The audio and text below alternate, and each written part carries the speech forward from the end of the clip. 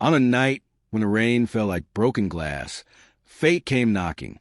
Two sisters, born together, yet worlds apart, stood on either side of the same wooden door. An old woman, soaked and shivering, whispered only one request: "Please, a piece of bread." One sister turned away, the other stepped forward. Neither knew that this single act, this heartbeat of mercy or pride, would decide who the world remembers and who it forgets. The storm had swallowed the horizon. Wind hummed through every crack in the farmhouse walls, and rain beat the roof like a drum of forgotten prayers. Inside, Amara's hands worked the dough slowly, pressing warmth into its soft heart. The faint golden light of the oven kissed her face. The air smelled of flour, with smoke and peace.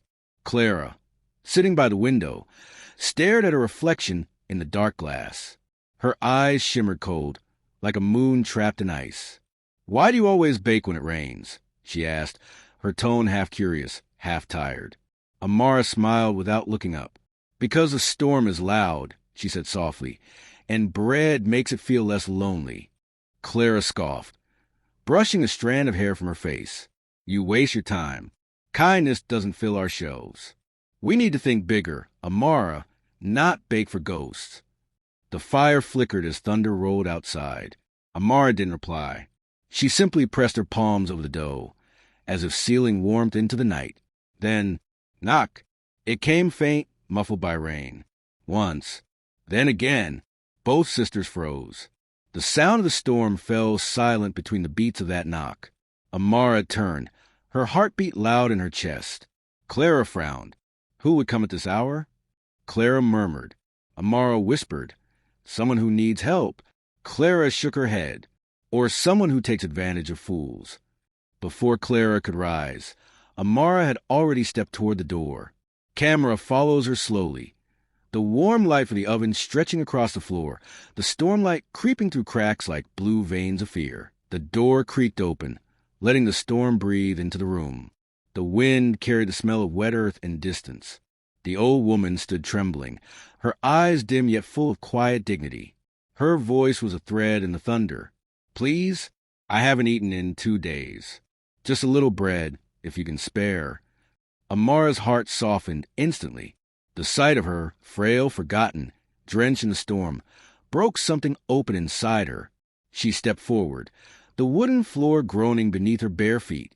"Of course," she whispered. But Clara's voice came sharp, slicing through the warmth. "No, we barely have enough for ourselves. Let her go. We can't save everyone who knocks." The old woman lowered her head, her hands trembling harder. Amara looked from her sister to woman, torn between love and fear. Then she turned back toward the oven. The bread had just finished baking, golden, steaming, alive with warmth. She broke a piece, small but soft, and placed it in the woman's hands. The old woman's lips trembled into a smile. "Bless your heart, child," she whispered, voice cracking. "You've given more than bread tonight." Amara smiled faintly, tears bright in her eyes.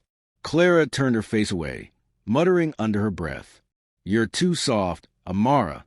The world will eat you alive." But Amara didn't answer. The old woman stepped back into the storm, her figure swallowed by the rain. Yet her shadow lingered long after she was gone. Camera slowly pans up, the flickering candlelight bending toward Amara, as if even the flame chose a side. The storm was gone by dawn. Rainwater shimmered in puddles like mirrors of the night before.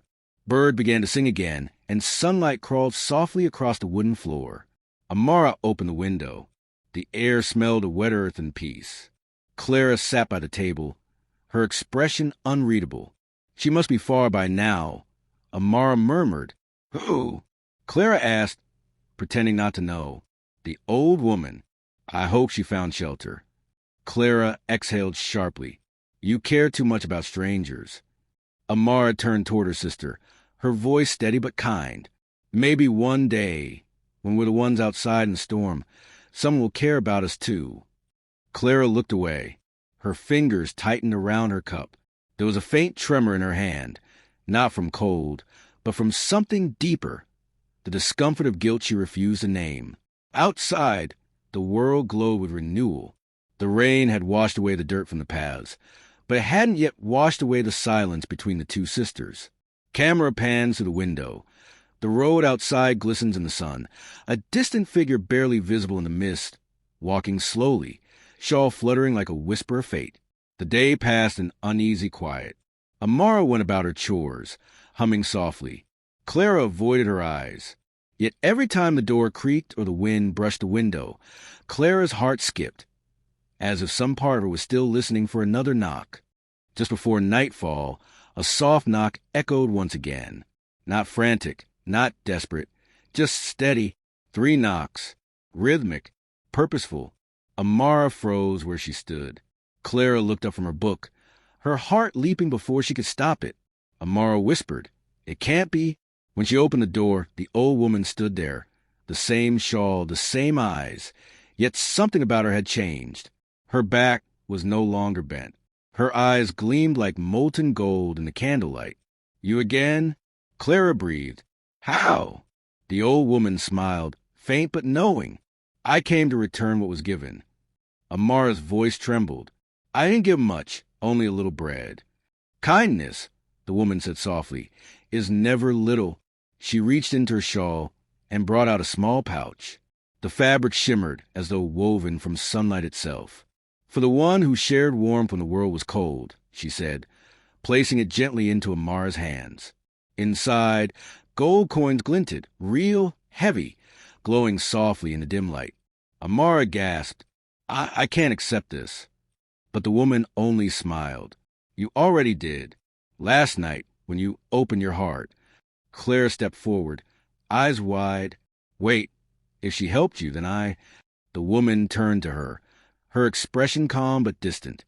"You turn me away?" Clara's lips parted. She wanted to explain, to defend, to undo, but no words came. The woman looked between them both. "Every heart makes a choice, child. The world simply reflects it back." Her figure began to shimmer, the air rippling with quiet light. The candle flickered, shadows dancing like spirits across the walls. Then, as the wind sighed to the open door, the woman was gone. Only her voice lingered, soft as the rain that once fell. "Feed what is hungry, and life will feed you in return." Amara stood frozen, clutching the pouch, not out of greed, but disbelief. Clara stared at her sister, her eyes wet. Camera pans to the pouch of gold. Light spilling from it onto both sisters' faces, one bathed in golden glow, the other caught between light and shadow. The evening air was still. The storm had long since passed, leaving only the scent of wet soil and distant pine. Amara knelt near the pouch of gold, hesitant yet mesmerized. Her fingers traced the glimmering coins, not in greed, but in disbelief. "It's real," she whispered, voice barely audible.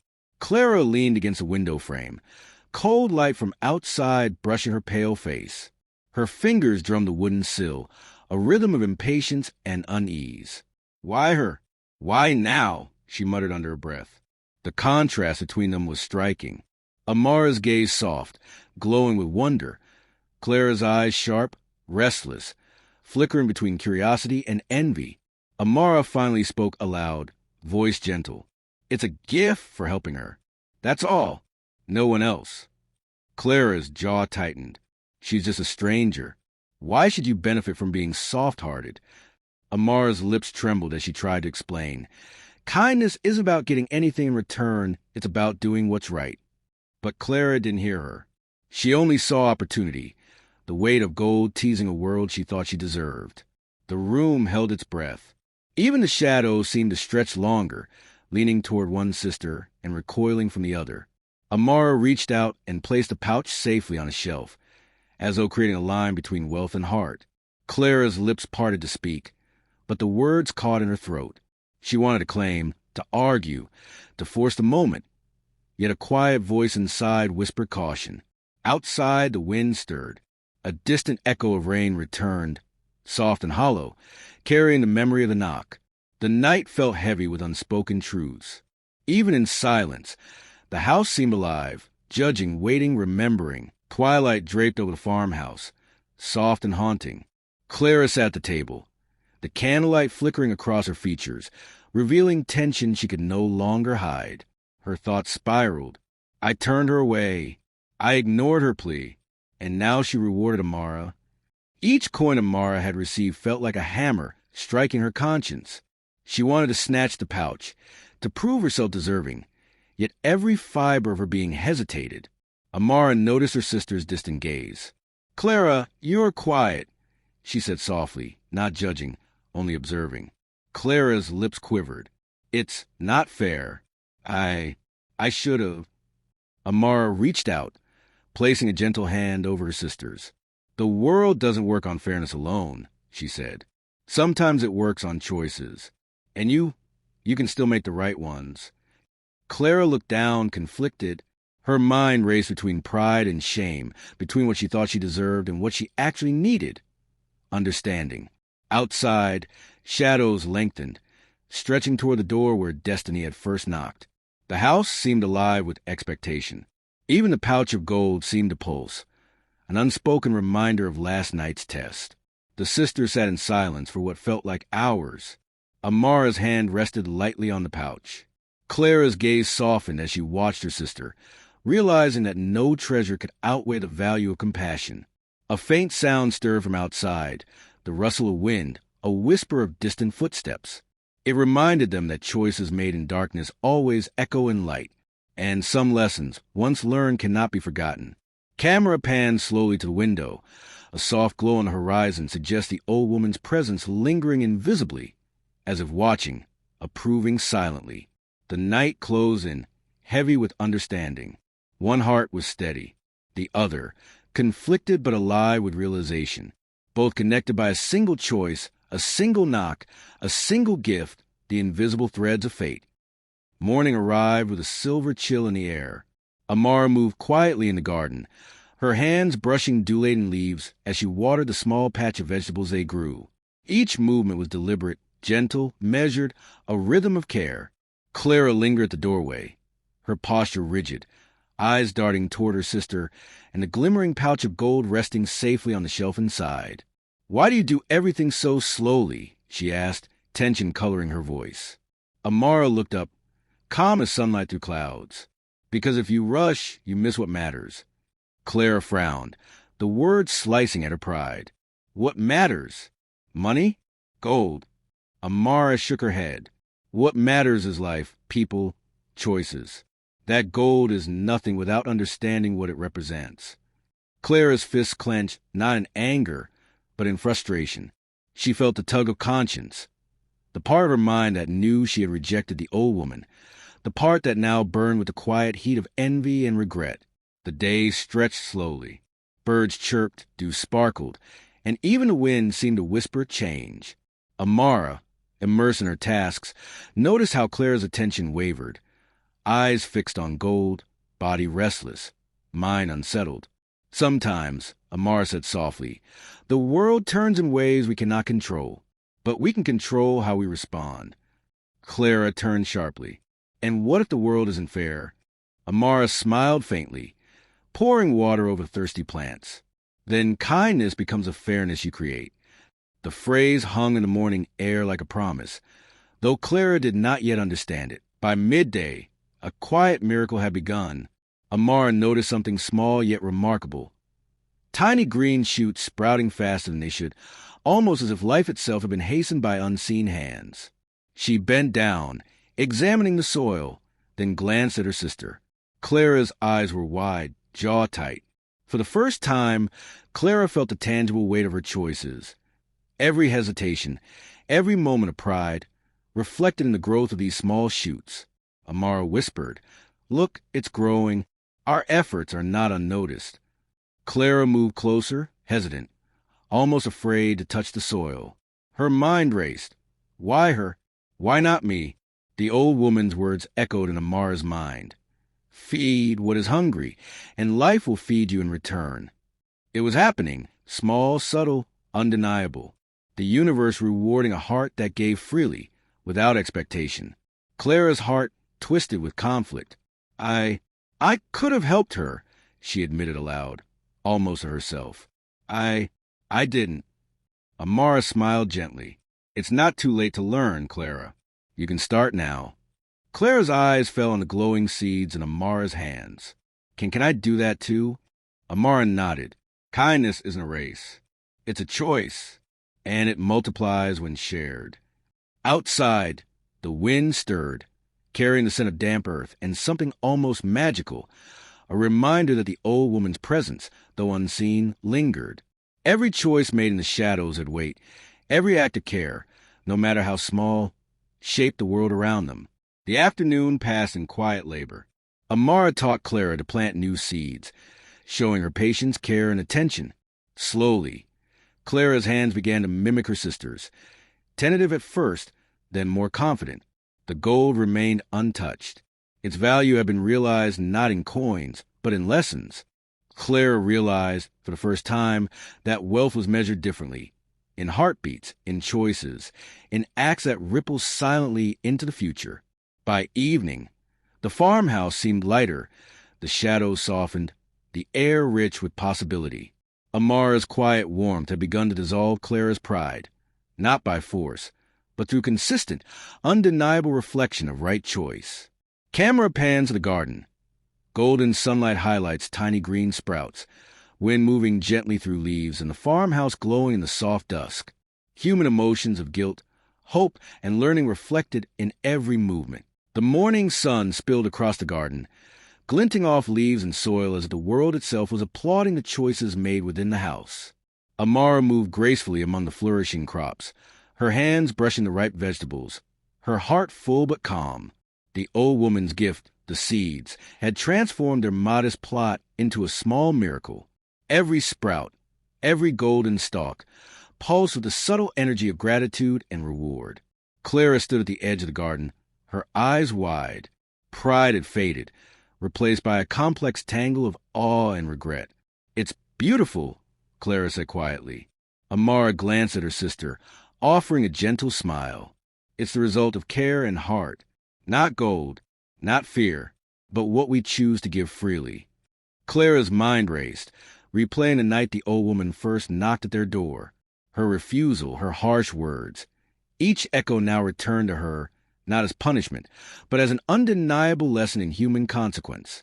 I was wrong," Clara admitted, voice trembling. I should have helped her." Amara reached out and placed a hand on her sister's shoulder. "It's never too late to do what's right. But remember, choices shape destiny, not excuses." The garden seemed to glow in the morning light, each leaf a silent witness to the moral of their shared story. The once distant Clara felt the warmth of understanding, realizing that wealth of heart surpasses the value of any coin. Even the wind carried an almost magical whisper, as if the old woman's spirit lingered, approving the growth of not only crops but the hearts that tended them. By evening, the farmhouse hummed with life. Amara carried the overflowing basket inside, her movements graceful, mindful. Each vegetable, each golden grain, symbolized a tangible reward of her earlier compassion. Clara followed, hesitant but learning to mirror her sister's gentle pace. I think I understand now," Clara said softly, voice almost breaking. "Helping isn't about what you get in return. It's about giving when you can." Amara nodded, pride shining not in the gold she had received, but in the quiet transformation of her sister's heart. "Exactly," she said. "And sometimes the reward is bigger than we imagine. It's the trust, the growth, the change we see in ourselves and others." Clara looked around the farmhouse, the warmth of the room, the golden light on the harvest, the simple beauty of effort rewarded. She realized that her envy had blinded her to what mattered, the human connection, empathy, and the impact of choice. The old woman never appeared again, but her presence was everywhere, in the garden's growth, in the warmth of the home, and in the lessons quietly etched into the sisters' hearts. "I will do better," Clara whispered, almost to herself. "I want to be like Amara." The younger twin smiled, handing her sister a small basket of produce. "It's never too late to start." Outside, the wind rustled the leaves. A soft golden glow lingered in the horizon. The storm had passed, and in its place, the harvest of choices, compassion, and understanding had bloomed fully. Camera panned slowly from the sisters' hands holding baskets to the flourishing garden, sunlight glinting on every leaf and stalk, symbolizing growth, reward, and the beauty of human choice.